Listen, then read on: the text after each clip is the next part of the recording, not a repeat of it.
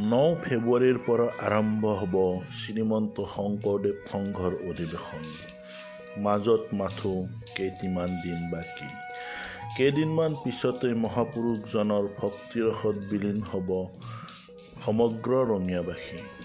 9 ফেব্ৰুৱাৰীৰ পৰা 3 দিনীয়া বৰ্ণাঢ্য কাৰ্যসূচীৰে ৰঙিয়া মৰঞ্জনাৰ ভৰৰা হাতীখলা পথাৰত অনুষ্ঠিত হ'ব উত্তৰ পূৰ্বাঞ্চলৰ সৰ্ববৃহৎ শ্ৰীমন্ত শংকৰদেৱ সংঘৰ 93 সংখ্যক অধিৱেশন। ইতিমধ্যে অস্থায়ী নামঘৰত প্ৰতিষ্ঠা কৰা হৈছে গুৰুজনৰ আসন।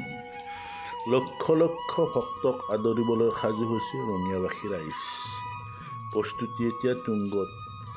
35টাকৈ শক্তিশালী উপ-সমিতিয়ে তদাৰক কৰিছে সকলো কাম-কাজ।